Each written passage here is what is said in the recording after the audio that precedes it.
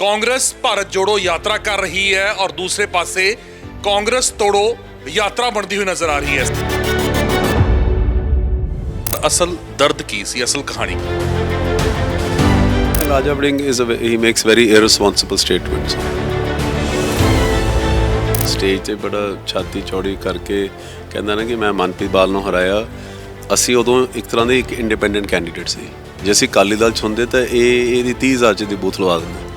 ਇਹ ਜਿਹੜਾ ਹੁਣ ਫੜਾ ਮਾਰਦਾ ਮਨਪ੍ਰੀਤ ਸਿੰਘ ਬਾਦਲ ਟੱਕਰ ਦੇਣ ਦੇ ਲਈ ਅਮਰਿੰਦਰ ਸਿੰਘ ਰਾਜਾ ਵੜਿੰਗ ਨੂੰ ਗਿੱਦੜਬਾਹਾ ਜ਼ਰੂਰ ਜਾ ਸਕਦੇ ਨੇ। ਅਜਿਹਾ ਕੁਝ ਹੋ ਸਕਦਾ ਹੈ ਕਿ ਆਮੋ ਸਾਹਮਣਾ ਟਕਰਾਅ ਹੋ ਸਕਦਾ। ਜਿਸ ਘਰ 'ਚ ਤੁਹਾਡੀ ਇੱਜ਼ਤ ਨਾ ਹੋਵੇ ਫਿਰ ਤੁਹਾਨੂੰ ਉੱਥੇ ਰਹਿਣਾ ਨਹੀਂ ਚਾਹੀਦਾ। ਠੀਕ ਹੈ, ਸਾਨੂੰ ਅਕਾਲੀ ਦਲ ਨੇ ਵੀ ਬੜੇ ਅਹੁਦੇ ਦਿੱਤੇ, ਬਟ ਇੱਜ਼ਤ ਉਹ ਵੀ ਹੁੰਦੀ ਹੈ ਡੇਲੀ ਇੰਟਰੈਕਸ਼ਨ। ਕੀ ਗਰੰਟੀ ਹੈ ਕਿ ਬੀਜੇਪੀ ਤੁਹਾਨੂੰ ਇੱਜ਼ਤ ਦੇਊਗੀ? ਬੀਜੇਪੀ ਦੇ ਵੱਲੋਂ ਇਹੋ ਜਿਹੀ ਕੋਈ ਗੱਲ ਨਹੀਂ ਹੋਊਗੀ? ਬੀਜੇਪੀ 'ਚ ਅਜਿਹਾ ਕੋਈ ਲੀਡਰ ਨਹੀਂ ਹੋਊਗਾ। ਬੀਜੇਪੀ ਨੇ ਵਾਸ਼ਿੰਗ ਮਸ਼ੀਨ ਲਾਈ ਹੋਈ ਹੈ। ਜਿੰਨੇ ਟੈਂਟਡ ਲੀਡਰਸ ਨੇ ਉਹ ਸਾਰੇ ਵਾਸ਼ਿੰਗ ਮਸ਼ੀਨ ਦੇ ਵਿੱਚੋਂ ਗੇੜਾ ਦੇ ਕੇ ਬਾਹਰ ਕੱਢ ਰਹੇ ਨੇ ਔਰ ਸਾਰੇ ਸਾਫ਼ ਸੁਥਰੇ ਹੋ ਕੇ ਨਿਕਲ ਰਹੇ ਨੇ। ਉਹ ਸਾਰਿਆਂ ਦੇ ਉੱਤੇ ਕਹਿੰਦੇ ਕਿ ਕਿਸੇ ਨਾ ਕਿਸੇ ਦੇ ਉੱਤੇ ਕਰਪਸ਼ਨ ਦੇ ਇਲਜ਼ਾਮ ਲੱਗੇ। ਇੱਕ ਬਾਅਦ ਮਿਨਿਸਟਰ ਰਿਹਾ ਜਿਹਨੇ ਕੁਰਸੀ ਨੂੰ ਲੱਤ ਮਾਰ ਕੇ ਤੇ ਆਦੀ ਫੈਮਿਲੀ ਛੱਡੀ ਸੀ। ਅੱਜ ਤੱਕ ਕਦੀ ਕਿਸੇ ਮਿਨਿਸਟਰ ਨੇ ਅਸਤੀਫਾ ਨਹੀਂ ਦਿੱਤਾ, ਇੱਜ਼ਤ ਪਿੱਛੇ ਛੱਡੀ ਸੀ। ਸਿੱਧੂ ਸਾਹਿਬ ਨੂੰ ਅਸੀਂ ਮਿਲੇ ਸੀ, ਉਹੀ ਸੁੱਖੀ ਰੰਧਾਵਾ ਨੇ ਸਿੱਧੂ ਸਾਹਿਬ ਬਾਰੇ ਕੀ ਕਿਹਾ ਕਿ ਮੈਂ ਤਾਂ ਉਦੋਂ ਹੀ ਕਿਹਾ ਸੀ ਰਾਹੁਲ ਗਾਂਧੀ ਨੂੰ ਕਿ ਸਿੱਧੂ ਨੂੰ ਲੈਣਾ ਨਹੀਂ ਚਾਹੀਦਾ ਪਾਰਟੀ ਵਿੱਚ, ਸਿੱਧੂ ਨੂੰ ਕੱਢ ਦੇਣਾ ਚਾਹੀਦਾ ਸੀ, ਇਹਨੂੰ ਬਾਹਰ ਕੱਢੋ ਪਾਰਟੀ ਤੋਂ। ਇਹੀ ਰਾਜੇ ਵੜਿੰਗ ਨੇ ਕਿਹਾ ਸੀ ਸਿੱਧੂ ਨੂੰ ਕੱਢੋ। ਆਪਦੇ ਸੀਨੀਅਰ ਸੁਖਜਿੰਦਰ ਰੰਧਾਵੇ ਨਾਲ ਬਹਿ ਕੇ ਦੇਖ ਲਿਆ ਕਰੋ ਵੀ ਤੁਸੀਂ ਕਿਹੜੇ ਬਿਆਨ ਕਰਦੇ। ਇੱਕ ਤਾਂ ਕਹਿੰਦਾ ਵੀ ਟਕਸਾਲੀਆਂ ਪੁਰਾਣੇ ਕਾਂਗਰਸੀਆਂ ਨੂੰ ਹੀ ਰੱਖਣਾ ਚਾਹੀਦਾ, ਇਹ ਕਹਿੰਦਾ ਨਵਿਆਂ ਨੂੰ ਨਵੇਂ ਪੱਤੇ ਲੈ ਕੇ ਆਓ। ਪਹਿਲਾਂ ਨੂੰ ਕਹੋ ਆਦੇ ਪੱਤੇ ਤੁਸੀਂ ਸੈੱਟ ਕਰ ਲਓ।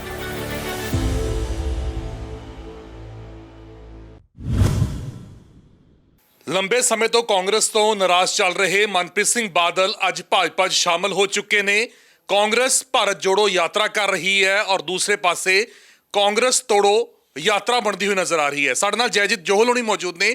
ਗੱਲਬਾਤ ਕਰਦੇ ਹਾਂ ਕੀ ਕਾਰਨ ਰਹੇ ਕਿ ਕਾਂਗਰਸ ਨੂੰ ਅਲਵਿਦਾ ਕਹਿਣਾ ਪਿਆ ਔਰ ਭਾਜਪਾ ਕਮਲ ਦਾ ਹੱਥ ਫੜਨਾ ਪਿਆ। ਜੈਜੀਤ ਜੀ ਬਹੁਤ ਬਹੁਤ ਸਵਾਗਤ ਹੈ ਪ੍ਰੋ। ਥੈਂਕ ਯੂ ਜੀ, thank you so much, thank you. ਚੀਜ਼ਾਂ ਪਿਛਲੇ ਕਈ ਦਿਨਾਂ ਤੋਂ ਨਜ਼ਰ ਆ ਰਹੀਆਂ ਸੀ। ਮਨਪ੍ਰੀਤ ਸਿੰਘ ਬਾਦਲ ਉਹਨਾਂ ਦੀਆਂ ਨਾਰਾਜ਼ਗੀਆਂ ਜਾਂ ਕਹਿ ਲਓ ਕਿ ਕਾਂਗਰਸ ਤੋਂ ਦੂਰੀਆਂ ਲਗਾਤਾਰ ਤਸਵੀਰਾਂ ਦੇ ਵਿੱਚ ਵੀ ਨਜ਼ਰ ਆ ਰਹੀਆਂ ਸੀ। ਭਾਰਤ ਜੋੜੋ ਯਾਤਰਾ 'ਚ ਵੀ ਨਜ਼ਰ ਨਹੀਂ ਆਏ ਉਹ। ਕੀ ਕਾਰਨ ਰਹੇ ਕਾਂਗਰਸ ਨੂੰ ਅਲਵਿਦਾ ਕਹਿਣਾ ਪਿਆ? ਚਿੱਠੀ ਹਾਲਾਂਕਿ ਮਨਪ੍ਰੀਤ ਬਾਦਲ ਉਹਨਾਂ ਨੇ ਜ਼ਰੂਰ ਲਿਖੀ ਹੈ, ਪਰ ਅਸਲ ਦਰਦ ਕੀ ਸੀ, ਅਸਲ ਕਹਾਣੀ ਕੀ?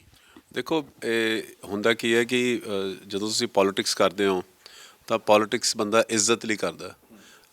ਜੇ ਤੁਸੀਂ ਥੋੜ੍ਹਾ ਪਿੱਛੇ ਚੱਲੋ 2010 ਦੇ ਵਿੱਚ ਕਿ ਮਨਪ੍ਰੀਤ ਜੀ ਉਦੋਂ ਫਾਈਨੈਂਸ ਮਿਨਿਸਟਰ ਸੀ। ਅਸੀਂ ਅਕਾਲੀ ਦਲ ਦੇ ਪਰਿਵਾਰ ਦੇ CM ਦੇ ਪਰਿਵਾਰ ਦੇ ਮੈਂਬਰ ਸੀ। ਰਾਜੇ ਵੜਿੰਗ ਨੇ ਇੱਕ ਕਿਹਾ ਕਿ ਇਹ 5 ਸਾਲ ਰਹਿ ਨਹੀਂ ਸਕਦੇ ਤਾਂ ਪਾਵਰ 'ਤੇ ਭੁੱਖੇ ਹੈ। ਇੱਕ ਬਾਅਦ ਮਿਨਿਸਟਰ ਰਿਹਾ ਜਿਹਨੇ ਕੁਰਸੀ ਨੂੰ ਲੱਤ ਮਾਰ ਕੇ ਤੇ ਆਦੀ ਫੈਮਿਲੀ ਛੱਡੀ ਸੀ। ਅੱਜ ਤੱਕ ਕਦੀ ਕਿਸੇ ਮਿਨਿਸਟਰ ਨੇ ਅਸਤੀਫਾ ਨਹੀਂ ਦਿੱਤਾ, ਇੱਜ਼ਤ ਪਿੱਛੇ ਛੱਡੀ ਸੀ। ਅਸੀਂ 8 ਸਾਲ ਆਦੀ ਪਾਰਟੀ ਚਲਾਈ, 8 ਸਾਲ ਵਿਦਆਊਟ ਪਾਵਰ ਰਹੇ। ਸੋ ਇਹ ਗੱਲ ਉਹਨਾਂ ਦੀ ਗਲਤ ਹੈ।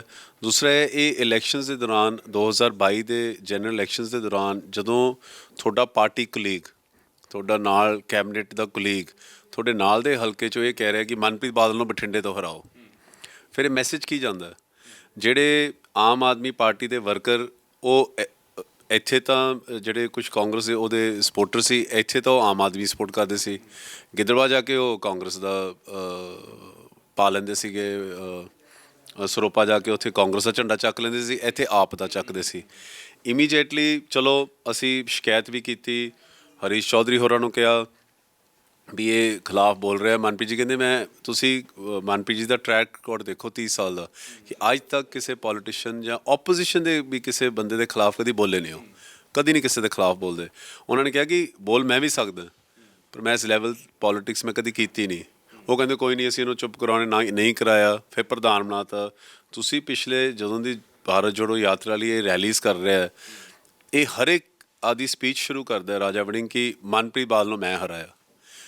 ਜੇ ਤੁਸੀਂ ਇੱਕੋ ਪਾਰਟੀ 'ਚ ਹੋ, ਤੁਸੀਂ ਕੁਲੀਗ ਹੋ, ਚਾਹੇ ਤੁਹਾਡੇ 100 ਡਿਫਰੈਂਸਿਸ ਹੋਣ, ਤੁਸੀਂ ਖਿਲਾਫ ਨਹੀਂ ਬੋਲਦੇ ਸਟੇਜ 'ਤੇ, ਤੁਸੀਂ ਦੂਸਰੇ ਬੰਦੇ ਨੂੰ ਨੀਵਾਂ ਨਹੀਂ ਦਿਖਾਉਂਦੇ। ਬਠਿੰਡੇ ਆ ਕੇ ਸਾਡੇ ਆਪਦੇ ਹਲਕੇ 'ਚ ਆ ਕੇ ਤੁਸੀਂ ਖਿਲਾਫ ਬੋਲਦੇ ਹੋ, ਫਿਰ ਤੁਸੀਂ ਕੀ ਮੈਸੇਜ ਦੇ ਰਹੇ ਹੋ? ਸੋ ਇਹ ਪੋਲੀਟਿਕਸ ਤਾਂ ਦੇਖੋ, ਇਹ ਸਿਆਸਤ ਇੱਜ਼ਤ ਪਿੱਛੇ ਕਰੀਦੀ ਹੈ। ਪਰ ਕਾਂਗਰਸ ਤਾਂ ਉਹੀ ਗੱਲ ਕਹਿੰਦੀ ਇੱਜ਼ਤ ਤਾਂ ਅਸੀਂ ਵੀ ਦਿੱਤੀ, ਕਹਿੰਦੇ ਖਜ਼ਾਨਾ ਮੰਤਰੀ ਬਣਾਇਆ, ਕੋਈ ਛੋਟੀ ਮੋਟੀ ਪੋਸਟ ਨਹੀਂ ਹੁੰਦੀ, ਵਜ਼ੀਰੀ ਸਭ ਤੋਂ ਅਹਿਮ ਵਜ਼ੀਰੀ ਸੀ ਜਿਹੜੀ ਮਨਪ੍ਰੀਤ ਸਿੰਘ ਬਾਦਲ ਉਹਨਾਂ ਨੂੰ ਦਿੱਤੀ, ਔਰ ਉਸ ਦੇ ਕਾਰਨ ਕਹਿੰਦੇ ਸਾਨੂੰ ਭਾਵੇਂ ਹਰਜਾਨਾ ਵੀ ਬਹੁਤ ਭੁਗਤਣਾ ਪਿਆ, ਕਿਉਂਕਿ ਮਨਪ੍ਰੀਤ ਬਾਦਲ ਅਕਸਰ ਇਹ ਗੱਲ ਕਹਿੰਦੇ ਰਹਿੰਦੇ ਸੀ ਖਜ਼ਾਨਾ ਖਾਲੀ ਹੈ, ਔਰ ਇਹਦੇ ਕਰਕੇ ਕਹਿੰਦੇ ਸਾਨੂੰ ਵੋਟਾਂ ਦੇ ਵਿੱਚ ਹਾਰ ਵੀ ਮਿਲੀ। ਤਾਂ ਕਹਿੰਦੇ ਹੋਰ ਕੀ ਚਾਹੁੰਦੇ ਸੀ ਮਨਪ੍ਰੀਤ ਬਾਦਲ, ਹੋਰ ਕਿੰਨੀ ਇੱਜ਼ਤ ਦਿੰਦੇ? ਦੇਖੋ ਅਸੀਂ ਰਾਹੁਲ ਗਾਂਧੀ ਜੀ ਦਾ ਧੰਨਵਾਦੀ ਹਾਂ ਕਿ ਉਹਨਾਂ ਨੇ ਉਦੋਂ ਸਾਨੂੰ ਜਿਹੜੀ ਸੀਟ ਸਾਨੂੰ ਦਿੱਤੀ, ਕੈਬਨਿਟ ਦਾ ਵਜ਼ੀਰ ਬਣਾਇਆ। ਤੁਸੀਂ ਸੁਖਜਿੰਦਰ ਰੰਧਾਵਾ ਦਾ ਸਟੇਟਮੈਂਟ ਪੜ੍ਹੋ ਜਾਂ ਅੱਜ ਉਹਨਾਂ ਨੇ ਜੋ ਕਿਹਾ TV 18 ਨੂੰ, ਉਹ ਕਹਿੰਦੇ ਜਿਸ ਦਿਨ ਜੁਆਇਨ ਕਰਾਇਆ ਸੀ ਮਨਪ੍ਰੀਤ ਬਾਦਲ ਨੂੰ, ਮੈਂ ਤਾਂ ਉਸ ਦਿਨ ਹੀ ਕਿਹਾ ਸੀ ਵੀ ਇਹ ਗਲਤ ਕੰਮ ਕੀਤਾ। ਸੋ ਇਹ ਕੀ ਮੈਸੇਜ ਦਿੰਦਾ ਹੈ ਕਿ ਜਿਹੜੀ ਇਹ ਪੁਰਾਣੇ ਟਕਸਾਲੀ ਜਿਹੜੇ ਕਾਂਗਰਸ ਇਹ ਨਾਰਾਜ਼ ਸੀ। ਬਟ ਅਸੀਂ ਜਦੋਂ ਕਾਂਗਰਸ ਜੁਆਇਨ ਕੀਤੀ ਸੀ, ਕੈਪਟਨ ਸਾਹਿਬ ਨੇ ਸਾਨੂੰ ਜੁਆਇਨ ਕਰਾਇਆ, ਅਸੀਂ ਅੰਮ੍ਰਿਤਸਰ ਦਰਬਾਰ ਸਾਹਿਬ ਮੱਥਾ ਟੇਕਣ ਗਏ। ਉਦੋਂ ਆਮ ਆਦਮੀ ਦੀ ਇੱਕ ਹਵਾ ਸੀ 2016 ਵਿੱਚ। ਤੁਹਾਨੂੰ ਯਾਦ ਹੋਣਾ ਮਾਘੀ ਦੇ ਮੇਲੇ 'ਤੇ ਜਦੋਂ ਅਰਵਿੰਦ ਕੇਜਰੀਵਾਲ ਨੇ ਰੈਲੀ ਕੱਢੀ ਸੀ ਤੇ ਹਵਾ ਹੀ 14 ਜਨਵਰੀ 2016 ਐਗਜ਼ੈਕਟ ਅਸੀਂ 15 ਨੂੰ ਜੁਆਇਨ ਕੀਤੀ ਹੈ। ਅਸੀਂ OP ਸੋਨੀ ਸਾਹਿਬ ਨੂੰ ਮਿਲਣ ਗਏ ਤੇ ਉੱਥੇ ਉਹਨਾਂ ਦੇ ਮਿਊਨਿਸਪਲ ਕਾਉਂਸਲਰਸ ਬੈਠੇ ਸੀ, ਕਹਿੰਦੇ ਜੀ ਤੁਸੀਂ ਅੱਜ ਕਾਂਗਰਸ ਜਾਨ ਪਾਤੀ ਹੈ। ਅਸੀਂ ਤਾਂ ਸੋਚਦੇ ਸੀ ਵੀ ਤੁਸੀਂ ਕਾਂਗਰਸ ਕਿਵੇਂ ਜੁਆਇਨ ਕਰ ਲਗੀ, ਮਨਪ੍ਰੀਤ ਬਾਦਲ ਤਾਂ ਆਮ ਆਦਮੀ ਤੁਸੀਂ ਕਾਂਗਰਸ ਕਿਵੇਂ ਆ ਗਏ? ਰਾਜਾ ਵੜਿੰਗ ਉਹੀ ਗੱਲ ਕਹਿੰਦੇ ਨੇ ਕਿ ਤੁਸੀਂ ਪਾਵਰ ਹੰਗਰੀ ਹੋ, ਕਹਿੰਦੇ ਜਿੱਥੇ ਤੁਹਾਨੂੰ ਨਜ਼ਰ ਆਉਂਦਾ ਜਿਹੜੀ ਪਾਰਟੀ ਜਿੱਤ ਰਹੀ ਹੁੰਦੀ ਹੈ ਉਹਦੇ ਵੱਲ ਨੂੰ ਤੁਹਾਡਾ ਝੁਕਾਅ ਹੋ ਜਾਂਦਾ, ਤੁਸੀਂ ਉਹ ਪਾਰਟੀ ਦੇ ਵਿੱਚ ਸ਼ਾਮਲ ਹੋ ਜਾਂਦੇ ਹੋ। ਕਹਿੰਦੇ 5 ਸਾਲ ਤੁਸੀਂ ਸੱਤਾ ਦੇ ਵਿੱਚ ਜਿਵੇਂ ਬਾਹਰ ਹੋ ਗਏ ਹੋ ਤਾਂ ਤੁਸੀਂ ਰਹਿ ਨਹੀਂ ਸਕਦੇ, ਇਸ ਕਰਕੇ ਤੁਸੀਂ ਭਾਜਪਾ 'ਚ ਹੋ ਗਏ। ਤੁਸੀਂ 2015-16 ਦੇ ਨਾਲ ਜੀ ਸੈਂਸਸ ਕੱਢ ਲਓ, ਸਰਵੇਜ਼ ਕੱਢ ਲਓ ਕਿ ਆਮ ਆਦਮੀ ਪਾਰਟੀ ਨੂੰ 2016 ਜਨਵਰੀ ਦੇ ਵਿੱਚ ਹਰ ਇੱਕ ਸਰਵੇ 100 ਸੀਟਾਂ ਦੇ ਰਿਹਾ ਸੀ ਅਤੇ ਲੋਕਾਂ ਨੇ ਕਿਹਾ ਸੀ ਕਿ ਮਨਪ੍ਰੀਤ ਬਾਦਲ ਨੇ ਸਭ ਤੋਂ ਵੱਡਾ ਬਲੰਡਰ ਮਿਸਟੇਕ ਕੀਤਾ ਕਿ ਇਹਨੇ ਕਾਂਗਰਸ ਜੁਆਇਨ ਕਰ ਲਈ। ਅਸੀਂ ਕਿਹਾ ਕਿ ਨਹੀਂ, ਜਾਓ ਉੱਥੇ ਜਿਹਦੀ ਇੱਜ਼ਤ ਹੁੰਦੀ ਹੈ।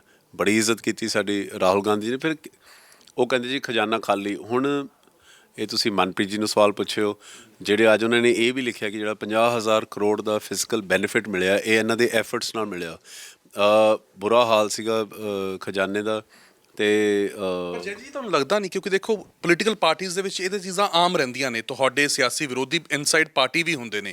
ਹੁਣ ਜੇ ਤਾਜ਼ਾ ਆਪਾਂ ਗੱਲ ਕਰ ਲਈਏ, ਤੁਸੀਂ BJP 'ਚ ਸ਼ਾਮਲ ਹੋਏ ਹੋ, ਸਰੂਪ ਚੰਦ ਸਿੰਗਲਾ ਦੀ ਗੱਲ ਕਰ ਲਈਏ, ਉਹ ਵੀ BJP ਦੇ ਵਿੱਚ ਨੇ। ਉਹ ਅੱਜ ਵੀ ਉਹਨਾਂ ਨੇ ਬਿਆਨ ਦਿੱਤਾ ਕਿ ਮੈਂ ਕਿੰਤੂ ਬਿੰਤੂ ਕੋਈ ਨਹੀਂ ਕਰਦਾ, ਬਟ ਜਿਹੜੇ ਮੇਰੇ ਐਲੀਗੇਸ਼ਨਸ ਨੇ ਉਸੇ ਤਰੀਕੇ ਨਾਲ ਬਰਕਰਾਰ ਰਹਿਣਗੇ। ਹੁਣ ਤੁਹਾਨੂੰ ਸਾਹਮਣਾ ਸਰੂਪ ਚੰਦ ਸਿੰਗਲਾ ਦਾ ਵੀ ਕਰਨਾ ਪਊਗਾ, ਇੱਕ ਪਾਸੇ ਤੁਹਾਨੂੰ ਰਾਜਾ ਵੜਿੰਗ ਦਾ ਵੀ ਕਰਨਾ ਪੈ ਰਿਹਾ ਸੀ। ਪੇਸ਼ੈਂਸ ਇੱਕ ਬਹੁਤ ਵੱਡੀ ਚੀਜ਼ ਹੁੰਦੀ ਹੈ, ਲੱਗਦਾ ਨਹੀਂ ਕਿ ਪੇਸ਼ੈਂਸ ਕਰਦੇ ਥੋੜ੍ਹੀ ਰੱਖਦੇ ਤਾਂ ਤੁਸੀਂ ਅੱਗੇ ਸਰਵਾਈਵ ਕਰ ਸਕਦੇ ਸੀ?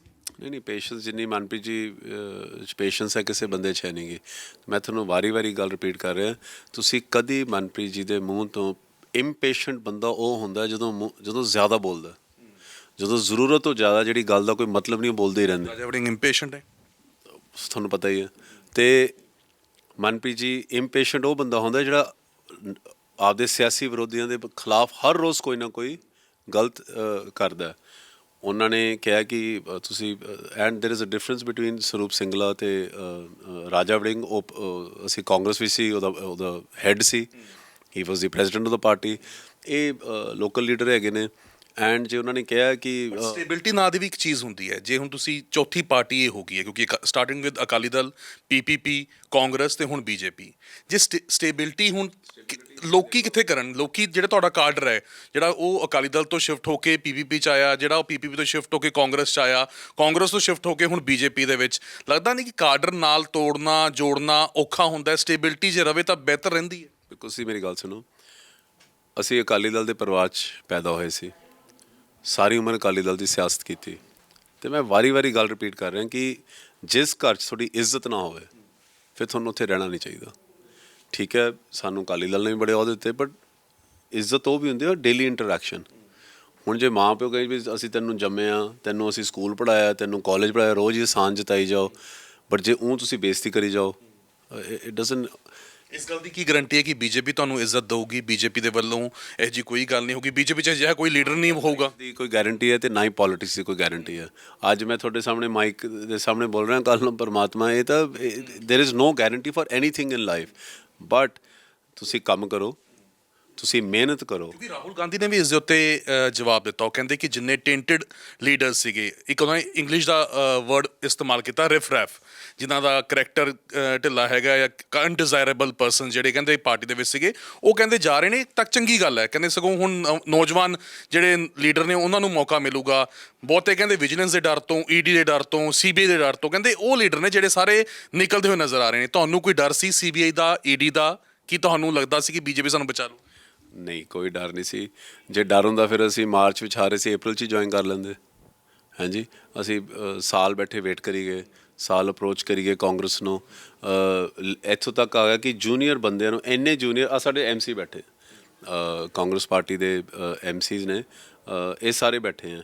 ਜੇ ਤੁਹਾਨੂੰ ਐਂ ਲੱਗਦਾ ਕਿ ਜਿਹੜਾ ਕਾਡਰ ਹੈ, ਜੇ ਵੀ ਕਾਡਰ ਦੀ ਇੱਜ਼ਤ ਨਹੀਂ ਹੁੰਦੀ, ਜੇ ਕਾਡਰ ਦੀ ਇੱਜ਼ਤ ਨਾ ਹੁੰਦੀ ਇਹ ਨਾਲ ਹੀ ਨਾ ਬੈਠੇ ਹੋਣ।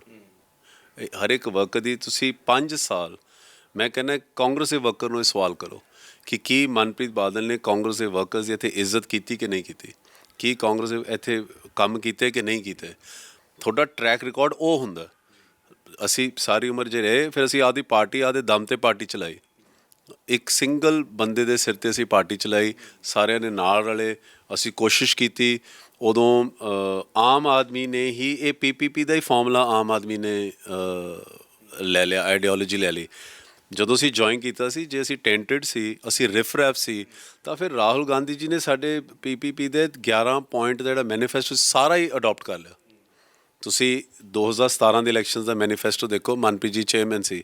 ਜੇ ਅਸੀਂ ਰਿਫ ਰੈਫ ਸੀ, ਸਾਨੂੰ ਨਾ ਚੇਅਰਮੈਨ ਬਣਾਉਂਦੇ ਰਿਫ ਰੈਫ ਨੂੰ, ਨਾ ਸਾਨੂੰ।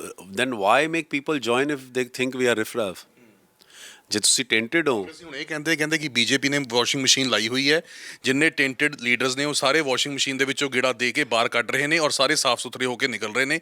ਉਹ ਸਾਰਿਆਂ ਦੇ ਉੱਤੇ ਕਹਿੰਦੇ ਕਿ ਕਿਸੇ ਨਾ ਕਿਸੇ ਦੇ ਉੱਤੇ ਕਰਪਸ਼ਨ ਦੇ ਇਲਜ਼ਾਮ ਲੱਗੇ ਹੋਏ। ਇਲਜ਼ਾਮ ਤੁਸੀਂ ਜਿਹਦੇ ਮਰਜ਼ੀ ਲਾ ਦਿਓ। ਫਿਰ ਮੈਂ ਇਹ ਕਹਿੰਦਾ ਜੀ, ਮਨਪ੍ਰੀਤ ਬਾਦਲ ਨੂੰ ਛੱਡੋ, ਜਿਹੜੇ ਪਹਿਲਾਂ ਕਾਂਗਰਸ ਜਾਖੜ ਸਾਹਿਬ ਛੱਡ ਕੇ ਗਏ ਆ, ਹਾਂਜੀ, ਕੈਪਟਨ ਸਾਹਿਬ ਛੱਡ ਕੇ ਗਏ ਆ। ਫਿਰ ਜੇ ਕਾਂਗਰਸ ਉਹਨਾਂ ਨੂੰ ਇੰਨਾ ਹੀ ਟੈਂਟਡ ਸਮਝਦੀ ਸੀ, ਤੇ ਫਿਰ ਕੈਪਟਨ ਦੇ ਨਾਂ 'ਤੇ 2017 ਵੋਟਾਂ ਕਿਉਂ ਮੰਗੀਆਂ? ਇਹ ਤੁਸੀਂ ਸਵਾਲ ਪ੍ਰਸ਼ਾਂਤ ਕਿਸ਼ੋਰ ਨੂੰ ਪੁੱਛੋ। Van he came and he sad ਕਿ ਆਮ ਆਦਮੀ ਨੂੰ 100 ਸੀਟਾਂ ਆ ਰਹੀਆਂ, ਕਾਂਗਰਸ ਤੀਜੇ ਨੰਬਰ 'ਤੇ ਹੈ, 14 ਸੀਟਾਂ ਅਕਾਲੀ ਦਲ ਤੇ ਬੀਜੇਪੀ ਨੂੰ ਆਉਣਗੀਆਂ ਤੇ 12 ਸੀਟਾਂ ਕਾਂਗਰਸ। ਹੀ ਸੈਡ ਮੈਂ ਵੋਟ ਕਾਂਗਰਸ ਦੇ ਨਾਮ 'ਤੇ ਮੰਗਣੀ ਨਹੀਂ। ਹੀ ਸੈਡ ਕਿਉਂਕਿ ਲੋਕ ਚੇਂਜ ਭਾਲਦੇ ਆ, ਤੇ ਹੀ ਸੈਡ ਮੈਂ ਵੋਟ ਮੰਗੂਗਾ ਤਾਂ ਕੈਪਟਨ ਦੇ ਨਾਂ 'ਤੇ ਮੰਗੂਗਾ। ਤਾਂ ਉਹਨਾਂ ਨੇ ਇਹੀ ਚਲਾਇਆ ਸੀ, ਘਰ ਘਰ ਕੈਪਟਨ ਚਾਹੁੰਦਾ ਹੈ ਪੰਜਾਬ, ਕੈਪਟਨ ਦੀ ਸਰਕਾਰ, ਹਰ ਇੱਕ ਚੀਜ਼ ਵਾਸ ਫੋਕਸਡ ਔਨ ਕੈਪਟਨ। ਜੇ ਉਹ ਇੰਨੇ ਟੈਂਟਡ ਸੀ, ਇੰਨੇ ਮਾੜੇ ਸੀ, ਜਾਖੜ ਸਾਹਿਬ ਮਾੜੇ ਸੀ, ਤੇ ਫਿਰ why did you make them, why did you make him president? ਜੋ ਸਭ, ਹਾਲਾਂਕਿ ਕੋਈ ਵੀ ਜੇ ਸਿਆਸੀ ਲੀਡਰ ਕਿਸੇ ਪਾਰਟੀ ਦੇ ਵਿੱਚ ਜਾਂਦਾ ਤਾਂ ਅਕਸਰ ਇਹੀ ਗੱਲ ਕਹਿੰਦਾ ਕਿ ਅਸੀਂ ਟਿਕਟ ਪਿੱਛੇ ਨਹੀਂ ਜੁਆਇਨ ਕੀਤਾ। ਪਰ ਜੇ ਮੈਂ ਪੁੱਛਾਂ ਕਿ ਮਨਪ੍ਰੀਤ ਬਾਦਲ ਹੋਣੀ 24 ਦਾ ਚੋਣ ਲੜ ਰਹੇ ਨੇ ਜਾਂ ਫਿਰ ਅਜੇ ਵੇਟ ਕਰਨਗੇ ਗਰਾਊਂਡ 27 ਦਾ ਤਿਆਰ ਕੀਤਾ ਜਾਊਗਾ, ਕੀ ਇਸ ਦੇ ਵਿੱਚ ਸੱਚਾਈ ਹੈ? ਅਸੀਂ ਕਾਂਗਰਸ ਜਦੋਂ ਜੁਆਇਨ ਕੀਤੀ ਸੀ, ਦੇਰ ਵਰ ਨੋ ਕੰਡੀਸ਼ਨਸ, ਇਟ ਵਾਸ ਅਨਕੰਡੀਸ਼ਨਲ। ਅੱਜ ਉਹਨਾਂ ਨੇ ਉੱਥੇ, ਆਈ ਡੋਂਟ ਨੋ, ਮੈਂ ਤਾਂ ਇੱਥੇ ਬਠਿੰਡੇ ਸੀਗਾ, ਬਟ ਆਈ ਐਮ ਸ਼ੋਰ ਜੋ ਮਨਪ੍ਰੀਤ ਜੀ ਦਾ ਹੈਗਾ ਕਿਰਦਾਰ ਹੈ, it is unconditional joining. BJP is a cadre based party, ਅਤੇ ਇਹ ਅਨਕੰਡੀਸ਼ਨਲ ਜੁਆਇਨਿੰਗ ਹੈਗੀ ਹੈ। ਜੇ ਮਿਹਨਤ ਕਰਾਂਗੇ, ਕੰਮ ਕਰਾਂਗੇ, ਉਹੋ ਜਿਹਾ ਫਲ ਮਿਲੂਗਾ, ਅਤੇ ਜੇ ਬਹਿ ਕੇ ਸੋਫਿਆਂ 'ਤੇ ਡਿਸਕਸ਼ਨ ਕਰਨੀ ਉਹੋ ਜਿਹਾ ਮਿਲ ਜੂਗਾ। ਬੀਜੇਪੀ ਹੀ ਕਿਉਂ ਚੁਣੀ? ਹਾਲਾਂਕਿ ਲੋਕ ਇਹ ਵੀ ਕਹਿ ਰਹੇ ਨੇ ਕਿ ਹੋਰ ਕੋਈ ਆਪਸ਼ਨ ਹੀ ਨਹੀਂ ਸੀ। 4 ਪਾਰਟੀਆਂ ਕਹਿੰਦੇ ਆਲਰੇਡੀ 3 ਪਾਰਟੀਆਂ ਚੇਂਜ ਕਰ ਲਈਆਂ ਸੀ, ਤਾਂ ਚੌਥੀ ਇਹੀ ਬਚਦੀ ਸੀ ਜਾਂ ਬੀਐਸਪੀ ਬਚਦੀ ਸੀਗੀ। ਬੀਜੇਪੀ ਕਿਉਂ ਚੁਣੀ ਹੈ? ਇਹ ਤਾਂ ਐਵੇਂ ਕਹਿਣ ਦੀਆਂ ਗੱਲਾਂ ਹੁੰਦੀਆਂ। ਜਦੋਂ ਤੁਹਾਨੂੰ ਕੋਈ ਘਰ ਇਨਵਾਈਟ ਕਰਦਾ, ਤੁਸੀਂ ਮਿਲਦੇ ਹੋ, ਤੁਸੀਂ ਦਿੱਲੀ ਜਾਂਦੇ ਸੀ, ਵੈਨ ਮਨਪ੍ਰੀਤ ਜੀ ਵਾਸ FM, ਕਾਂਗਰਸ ਦੇ ਕੈਬਨਿਟ ਮਿਨਿਸਟਰਸ ਨਾਲ ਜਾਂਦੇ ਸੀ, ਬੀਜੇਪੀ ਦੇ ਮਿਨਿਸਟਰਸ ਨੂੰ ਮਿਲਦੇ ਸੀ, ਬੜੀ ਰਿਸਪੈਕਟ ਸੀਗੀ, ਇੱਕ ਇੱਜ਼ਤ ਮਿਲਦੀ ਸੀਗੀ, ਦੇਰ ਵਾਸ ਵਾਰਮਥ, ਕੋਈ ਐਨੀਮੋਸਿਟੀ ਨਹੀਂ ਸੀਗੀ। ਅਤੇ ਵੈਨ ਦੇਰ ਇਜ਼ ਨੋ ਐਨੀਮੋਸਿਟੀ, ਨੋ ਵਾਰਮਥ, ਤੁਹਾਨੂੰ ਕੋਈ ਬੰਦਾ ਕਦੀ ਇਹ ਮਹਿਸੂਸ ਨਹੀਂ ਹੋਈ ਵਾਰਮਥ? ਸੁਖੀ ਰੰਧਾਵਾ ਜੀ ਨੇ ਕਲੀਅਰ ਹੀ ਕਰਤਾ ਕਿ ਜਿਸ ਦਿਨ ਮਨਪ੍ਰੀਤ ਜੀ ਨੇ ਜੁਆਇਨ ਕੀਤਾ, ਅਸੀਂ ਉਸ ਦਿਨ ਹੀ, ਉਸ ਦਿਨ ਹੀ ਇੱਥੇ ਟਕਸਾਲੀ ਕਾਂਗਰਸ ਦੇ ਵਿੱਚ ਪੈ ਗਿਆ ਵੀ ਮਨਪ੍ਰੀਤ ਬਾਦਲ ਨੂੰ ਕਿਉਂ ਜੁਆਇਨ ਕਰਾਇਆ। ਸਾਡੇ ਤਾਂ ਉਸ ਦਿਨ ਹੀ ਵੈਰੀ ਬਣ ਗਏ ਸੀ, ਪਰ ਕੈਪਟਨ ਸਾਹਿਬ ਸਾਡੇ ਨਾਲ ਸੀ, ਕੈਪਟਨ ਸਾਹਿਬ ਨੇ ਸਪੋਰਟ ਕੀਤੀ, ਰਾਹੁਲ ਗਾਂਧੀ ਜੀ ਨੇ ਸਾਡੀ ਕਿ ਅਸੀਂ ਕੈਬਨਿਟ ਮਿਨਿਸਟਰ ਬਣਾਇਆ। ਅਤੇ ਦੂਜਾ ਇਹ ਹੈਗਾ ਕਿ ਜਿੱਥੇ ਇੱਜ਼ਤ ਹੁੰਦੀ ਹੈ ਬੰਦਾ ਰਹਿੰਦਾ। ਮੈਂ ਵਾਰੀ ਇਹ ਗੱਲ ਰਿਪੀਟ ਕਰ ਰਿਹਾ। ਹੁਣ ਤੁਸੀਂ ਮੇਰੀ ਗੱਲ ਸੁਣੋ, ਇੱਥੋਂ ਅਸੀਂ ਇਲੈਕਸ਼ਨ ਲੜੇ, 53 ਸਾਲ ਇੱਥੇ ਕਾਂਗਰਸ ਦੇ ਕੋਈ ਇੱਥੇ ਅਕਾਲੀ ਦਲ ਅਤੇ ਬੀਜੇਪੀ ਦਾ ਕੋਆਪਰੇਸ਼ਨ 'ਤੇ ਕਬਜ਼ਾ ਰਿਹਾ। 9 ਤੋਂ ਬਾਅਦ ਇੱਥੇ MC ਨਹੀਂ ਸੀ ਕਾਂਗਰਸ ਦੇ ਬਣਦੇ। ਅਸੀਂ ਫਿਰ ਕਾਡਰ ਹੀ ਤਕੜਾ ਕੀਤਾ ਨਾ ਜੀ, ਮਿਹਨਤ ਕੀਤੀ, ਆ ਸਾਰੇ ਜਣੇ ਬੈਠੇ ਆ, ਇਹ ਗ੍ਰਾਸ ਰੂਟ ਲੈਵਲ ਦੇ ਵਰਕਰ ਸੀ। ਇਹਨਾਂ ਨੂੰ ਕੋਈ ਪੁੱਛਦਾ ਨਹੀਂ ਸੀ ਹੁੰਦਾ।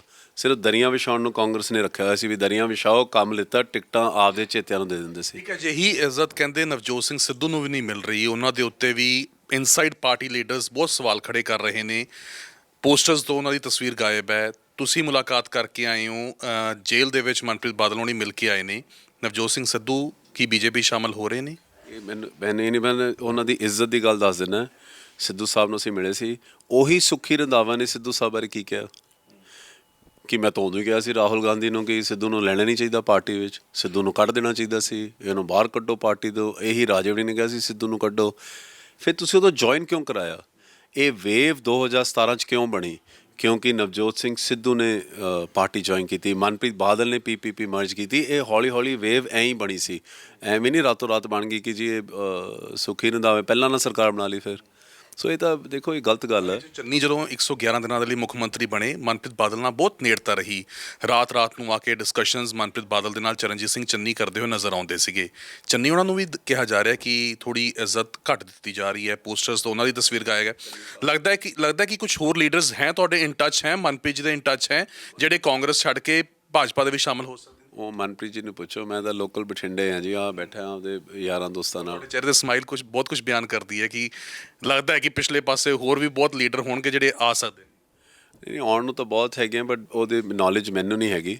ਮੈਂ ਤਾਂ ਲੋਕਲ ਜਿਹੜੇ ਸਾਡੀ ਕਾਂਗਰਸ ਦੀ ਇੱਥੇ ਟੀਮ ਸੀ, ਮੈਂ ਤਾਂ ਹੁਣ ਉਹਨਾਂ ਨੂੰ ਜਾ ਕੇ ਕਹੂੰਗਾ ਵੀ ਚਲੋ ਆਪਾਂ ਆਓ ਇਕੱਠੇ ਚੱਲੀਏ, ਸਾਨੂੰ ਸਾਡਾ ਸਾਥ ਦਿਓ, ਆਪਾਂ ਇਕੱਠੇ ਚੱਲਾਂਗੇ। ਦੇਖੋ, ਚਾਹੇ ਕੋਈ ਮਿਨਿਸਟਰ ਹੋਵੇ, ਚਾਹੇ MLA ਹੋਵੇ, ਵਰਕਰ ਹੋਵੇ, MC ਹੁਣ ਆਮ ਵਰਕਰ ਹੈ, ਹਰ ਇੱਕ ਬੰਦਾ ਇਹ ਕਹਿੰਦਾ ਯਾਰ ਜਾਵਾਂਗੇ ਤਾਂ ਜੇ ਸਾਡੀ ਇੱਜ਼ਤ ਹੋਊਗੀ, ਅਦਰਵਾਈਜ਼ ਕੀ ਫਾਇਦਾ, ਫਿਰ ਤਾਂ ਅਸੀਂ ਬੈਠੇ ਹੀ ਹੈਗੇ ਹਾਂ। ਅਤੇ ਹਰ ਇੱਕ ਬੰਦਾ ਇੱਜ਼ਤ ਦਾ ਭੁੱਖਾ ਹੁੰਦਾ। ਜੇ ਕੋਈ ਸਾਡੇ ਨਾਲ ਬਠਿੰਡਾ 'ਚ ਇੱਕ ਵੀ MC ਨਾਲ ਜਾਊਗਾ, ਇਹਦਾ ਮਤਲਬ ਅਸੀਂ ਉਸ MC ਦੀ ਇੱਜ਼ਤ ਕੀਤੀ ਸੀ, ਅਸੀਂ ਉਸ MC ਨੂੰ ਸਾਡੇ ਨਾਲ ਭਰੋਸਾ ਹੈ। ਉਸ grass root level, booth level ਦੇ ਜਿਹੜੇ ਕਾਂਗਰਸ ਦੇ ਵਰਕਰ ਆ, ਉਹਨੂੰ ਸਾਡੇ ਨਾਲ ਭਰੋਸਾ ਸੀ ਯਾਰ ਵੀ ਇਹਨਾਂ ਨੇ ਕੋਈ ਚੰਗੇ ਕੰਮ ਕੀਤੇ ਹੈ, ਇਹ ਬੰਦੇ ਨਾਲ ਖੜਦੇ ਹੈ। ਉਹ ਹੋਰ ਕੀ ਹੈਗਾ ਜੀ। ਮਨਪ੍ਰੀਤ ਬਾਦਲ ਸ਼ੇਰੋ ਸ਼ਾਇਰੀ ਕਰਕੇ ਅਕਸਰ ਜਾਣੇ ਜਾਂਦੇ ਨੇ, ਪਰ ਜਿਹੜੀ ਸ਼ੇਰੋ ਸ਼ਾਇਰੀ ਰਾਜਾ ਵੜਿੰਗ ਨੇ ਕੀਤੀ ਹੈ, ਉਹਦਾ ਮੈਂ ਜ਼ਿਕਰ ਕਰਨਾ ਚਾਹੂੰਗਾ। ਉਹਨੇ ਕਿਹਾ ਕਿ ਪਿੱਪਲ ਦੇ ਪੱਤਿਆਂ ਵੇ ਕਿਹੜੀ ਖੜਖੜ ਲਾਈ ਹੈ, ਪੱਤ ਝੜੇ ਪੁਰਾਣੇ ਵੇ ਰੁੱਤ ਨਵਿਆਂ ਦੀ ਆਈ ਹੈ। ਕਿਵੇਂ ਦੇਖਦੇ ਹੋ ਇਸ ਸ਼ਾਇਰੀ ਨੂੰ ਔਰ ਇਸ ਟਵੀਟ ਨੂੰ ਔਰ ਉਹਨਾਂ ਦੇ ਬਿਆਨ? ਉਹਨਾਂ ਕੋਲ ਪਹਿਲਾਂ ਤਾਂ ਨਾ ਆਪਦੇ ਸੀਨੀਅਰ ਸੁਖਜਿੰਦਰ ਰੰਧਾਵੇ ਨਾਲ ਬਹਿ ਕੇ ਦੇਖ ਲਿਆ ਕਰੋ ਵੀ ਤੁਸੀਂ ਕਿਹੜੇ ਬਿਆਨ ਕਰਦੇ। ਇੱਕ ਤਾਂ ਕਹਿੰਦਾ ਵੀ ਟਕਸਾਲੀਆਂ ਪੁਰਾਣੇ ਕਾਂਗਰਸੀਆਂ ਨੂੰ ਹੀ ਰੱਖਣਾ ਚਾਹੀਦਾ, ਇਹ ਕਹਿੰਦਾ ਨਵਿਆਂ ਨੂੰ ਨਵੇਂ ਪੱਤੇ ਲੈ ਕੇ ਆਓ। ਪਹਿਲਾਂ ਨੂੰ ਕਹੋ ਆਪਦੇ ਪੱਤੇ ਤੁਸੀਂ ਸੈੱਟ ਕਰ ਲਓ, ਆਪਦੇ ਬਿਆਨ ਸੈੱਟ ਕਰੋ, ਫਿਰ ਇਹ ਬੋਲਿਆ ਕਰਨਾ। ਰਾਜਾ ਵੜਿੰਗ ਹੀ ਮੇਕਸ ਵੈਰੀ ਇਰਰਿਸਪੋਂਸਿਬਲ ਸਟੇਟਮੈਂਟ। ਸੋ ਹਾਂਜੀ, ਕੀ ਲੱਗਦਾ ਹੈ ਭਵਿੱਖ ਕਾਂਗਰਸ ਦਾ ਕੀ ਨਜ਼ਰ ਆ ਰਿਹਾ ਤੁਹਾਨੂੰ? ਕਾਂਗਰਸ ਦਾ ਜੀ ਹੁਣ ਤੁਹਾਨੂੰ ਦਿਖੀ ਜਾਂਦਾ ਕੀ ਹੋ ਰਿਹਾ। ਭਾਰਤ ਜੋੜੋ ਯਾਤਰਾ ਕਰ ਰਹੇ ਨੇ ਤਾਂ ਕਹਿ ਰਹੇ ਬਹੁਤ ਮਜ਼ਬੂਤੀ ਆ ਰਹੀ ਹੈ। ਹਾਂਜੀ, ਉਹ ਤਾਂ ਭਾਰਤ ਜੋੜੋ ਯਾਤਰਾ ਕਰ ਰਹੇ ਨੇ, ਉਹ ਕਹਿੰਦੇ ਕਿ ਬਹੁਤ ਮਜ਼ਬੂਤੀ ਆ ਰਹੀ ਹੈ ਇਸ ਨਾਲ। ਮੈਂ ਭਾਰਤ ਬਾਰੇ ਨਹੀਂ ਦੱਸ ਸਕਦਾ, ਪੰਜਾਬ ਬਾਰੇ ਨਹੀਂ, ਮੈਂ ਬਠਿੰਡੇ ਬਾਰੇ ਦੱਸ ਸਕਦਾ ਕਿ ਪਹਿਲੀ ਵਾਰ ਹੋਇਆ ਕਿ ਇੱਥੇ ਰਾਜਾ ਵੜਿੰਗ ਨੇ ਇੱਕ ਪ੍ਰਧਾਨ ਬਣਾਇਆ ਜੀ, ਸਾਡਾ ਰਾਜਨ ਗਰਗ ਨੂੰ ਬਣਾਇਆ। ਮੈਂ ਉਹਦਾ ਨਾਂ ਨਹੀਂ ਸੀ ਲੈਣਾ ਚਾਹੁੰਦਾ। ਪਹਿਲੀ ਵਾਰ ਹੋਇਆ ਕਿ ਕੋਈ ਪ੍ਰਧਾਨ ਬਣਿਆ, ਲੱਡੂਆਂ ਡੱਬੇ ਘਰ ਘਰ ਲੋਕਾਂ ਦੇ ਚੱਕ ਕੇ ਲੈ ਜਾਂਦੇ ਕਿ ਆਓ ਯਾਰ ਮੈਂ ਤੁਹਾਨੂੰ ਨਹੀਂ ਤਾਂ ਲੋਕੀ ਵਧਾਈ ਦੇਣ ਜਾਂਦੇ ਆ ਜਦੋਂ ਕੋਈ ਪ੍ਰਧਾਨ ਬਣਦਾ। ਉਹ ਆਪ ਲੱਡੂ ਗੱਡੀ 'ਚ ਭਰ ਕੇ ਤੇ ਲੋਕਾਂ ਦੇ ਘਰ ਘਰ ਜਾਈ ਜਾਂਦਾ ਸੀ। 4 ਬੱਸਾਂ ਨਹੀਂ ਭਰੀਆਂ ਗਈਆਂ ਇਹਨਾਂ ਤੋਂ। ਇਹਨਾਂ ਦਾ ਟਾਰਗੇਟ 500 ਸੀ, 100 ਬੰਦਾ ਨਹੀਂ ਗਿਆ, ਅਤੇ ਫਿਰ ਜੁੜੀ ਜਾਂਦਾ। 41 MCs ਹੈ ਕਾਂਗਰਸ ਦੇ ਇਨ ਬਠਿੰਡਾ, ਹਾਂਜੀ। ਅਤੇ ਮੇਰਾ ਖਿਆਲ 10 ਕਿੰਨੇ 5-7 ਗਏ, ਕਿੰਨੇ ਗਏ ਆ? 5 ਗਏ ਆ, ਫਿਰ ਜੁੜ ਹੀ ਰਿਹਾ। ਆਖਰੀ ਤਾਂ ਮੇਰਾ ਸਵਾਲ ਹੈ ਕਿ ਇਹ ਵੀ ਅਜ਼ੰਪਸ਼ਨ ਹੈ ਕਿ ਚਲੋ ਬਠਿੰਡਾ ਨਹੀਂ, ਪਰ ਹੋ ਸਕਦਾ ਮਨਪ੍ਰੀਤ ਸਿੰਘ ਬਾਦਲ ਟੱਕਰ ਦੇਣ ਦੇ ਲਈ ਅਮਰਿੰਦਰ ਸਿੰਘ ਰਾਜਾ ਵੜਿੰਗ ਨੂੰ ਗਿੱਦੜਬਾਹਾ ਜ਼ਰੂਰ ਜਾ ਸਕਦੇ ਨੇ। ਅਜਿਹਾ ਕੁਝ ਹੋ ਸਕਦਾ ਕਿ ਆਮੋ ਸਾਹਮਣਾ ਟਕਰਾਅ ਹੋ ਸਕਦਾ? ਅੱਜ ਰਾਤ ਦਾ ਨਹੀਂ ਪਤਾ ਕੀ ਹੋਣਾ। ਅਸੀਂ ਇਹ ਜਿਹੜਾ ਸਟੇਜ 'ਤੇ ਬੜਾ ਛਾਤੀ ਚੌੜੀ ਕਰਕੇ ਕਹਿੰਦਾ ਨਾ ਕਿ ਮੈਂ ਮਨਪ੍ਰੀਤ ਬਾਦਲ ਨੂੰ ਹਰਾਇਆ, ਅਸੀਂ ਉਦੋਂ ਇੱਕ ਤਰ੍ਹਾਂ ਦੇ ਇੱਕ ਇੰਡੀਪੈਂਡੈਂਟ ਕੈਂਡੀਡੇਟ ਸੀ। ਜੇ ਅਸੀਂ ਅਕਾਲੀ ਦਲ 'ਚ ਹੁੰਦੇ ਤਾਂ ਇਹਦੀ 30,000 'ਚ ਦੀ ਬੂਥ ਲਵਾ ਦਿੰਦੇ। ਇਹ ਜਿਹੜਾ ਹੁਣ ਫੜਾ ਮਾਰਦਾ, ਹੋ ਸਕਦਾ ਕਿ ਕਦੀ ਟੱਕਰ ਦਿੱਤੀ ਜਾ ਸਕਦੀ ਹੈ ਜੇ ਸਬਬ ਬਣਦਾ।